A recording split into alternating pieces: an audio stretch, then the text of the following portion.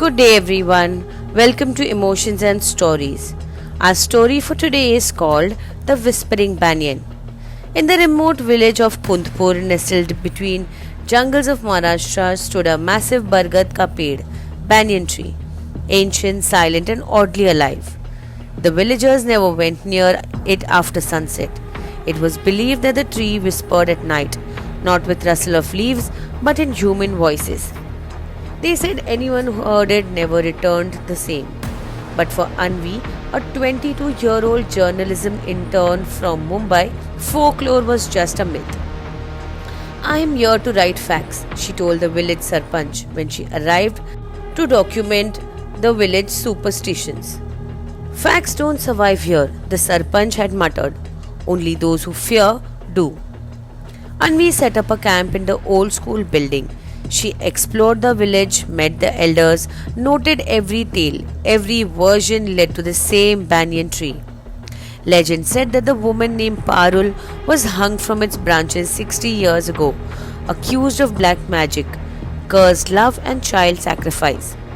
Villagers claimed her soul still lived within the tree, seeking justice or revenge. Anvi scoffed at the tale. That night, she placed a voice recorder near the banyan. Let's see who whispers now, she smirked. When she played the recording next morning, her face paled. There was something. A faint, breathy voice.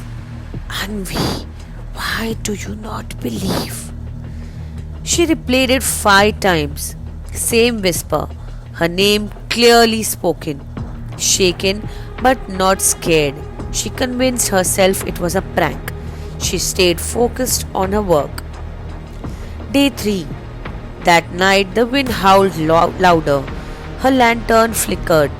At 3:03 a.m. she felt something tugged her bedsheet. She woke up with a gasp. No one was there, but her room smelt different, like burnt jasmine and wet soil. She looked outside.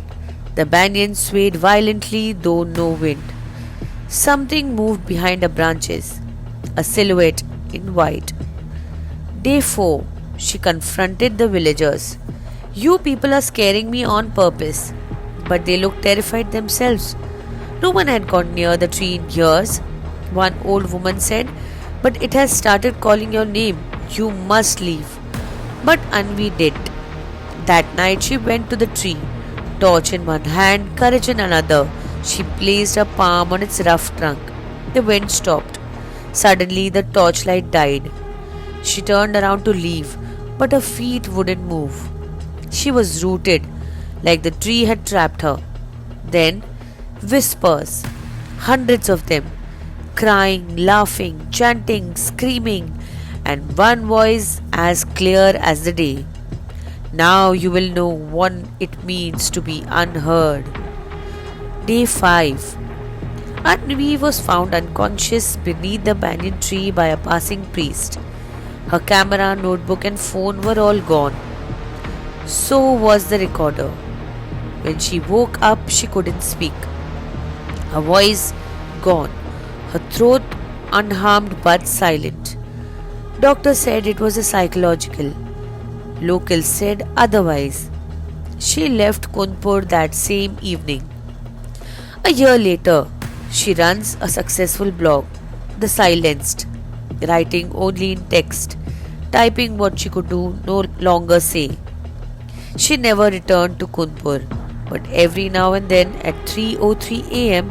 her followers report hearing faint whispers from her blog posts, like someone is still speaking through her, like the banyan has roots far beyond Kundpur. What happens when curiosity meets ancient curses, and how some voices are never meant to be silenced. We hope you like this little story. Please do like, share, and subscribe. Thank you.